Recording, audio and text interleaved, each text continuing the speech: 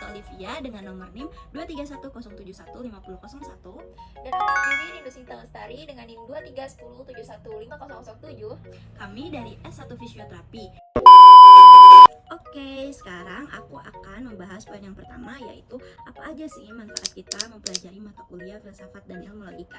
Yang pertama, menurut aku, mata kuliah ini membantu kita untuk mengembangkan pemikiran kritis kita.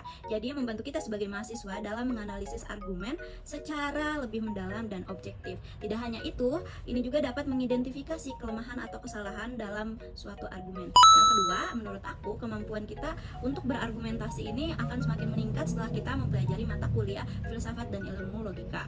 Meningkatkan kemampuan untuk menyusun argumen yang lebih koheren dan meyakinkan, yang berguna dalam berbagai situasi seperti debat, presentasi, dan penulisan ilmiah lainnya. Yang ketiga, menurut aku itu ada membantu kita untuk semakin yakin dalam memecahkan suatu masalah, memfasilitasi pendekatan yang lebih sistematis dan logis dalam menyelesaikan masalah, baik dalam konteks akademik maupun profesional. Aku ingin menambahkan ya Shalom.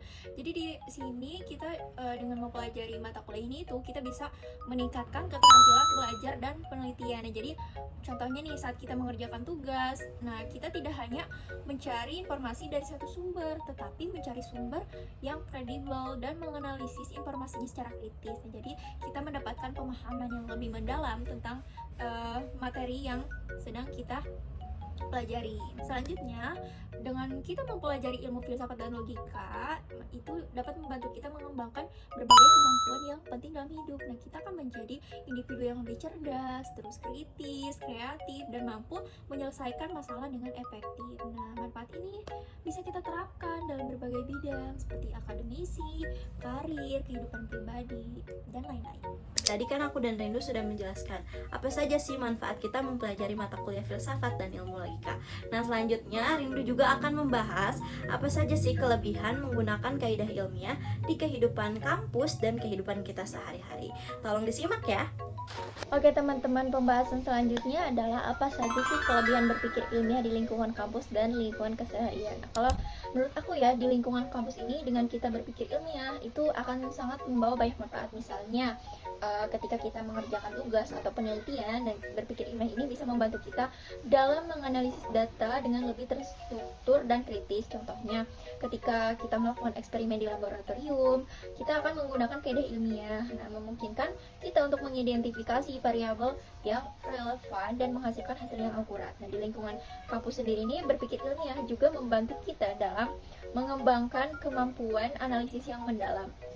Oke, sebagai contohnya, ketika kita membaca makalah ilmiah, kita akan menggunakan kaidah ilmiah untuk membantu kita memahami argumen yang disajikan, terus mengevaluasi bukti-bukti yang digunakan, dan akhirnya membuat kesimpulan yang lebih terinformasi. Nah, tidak hanya di lingkungan kampus saja, nah berpikir ilmiah juga bisa memiliki manfaat besar dalam kehidupan sehari-hari kita. Misalnya contohnya ketika kita ingin membeli ponsel baru atau smartphone baru, nah dengan kita berpikir ilmiah, kita bisa membantu kita melakukan riset terlebih dahulu. Nah, membaca review dari sumber-sumber yang terpercaya, terus membandingkan spesifikasi dari berbagai pilihan yang tersedia. Nah, hal itu dapat membantu kita untuk membuat keputusan yang lebih terinformasi dan sesuai dengan kebutuhan kita. Sebagai bagian penutup dari video ini, saya akan memberikan kesimpulan dari apa yang tadi telah dijelaskan. Mempelajari mata kuliah filsafat dan ilmu logika, serta menggunakan kaidah ilmiah di kehidupan kampus maupun kehidupan sehari-hari, memberikan banyak manfaat terutama bagi kami selaku mahasiswa dalam berbagai aspek kehidupan.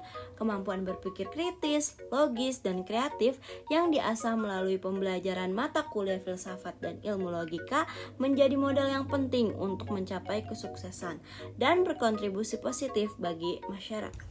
Oke semuanya, terima kasih untuk yang sudah menonton video ini. Semoga video ini dapat bermanfaat bagi kita semua, dan mohon maaf apabila ada kesalahan dalam kata-kata di video ini.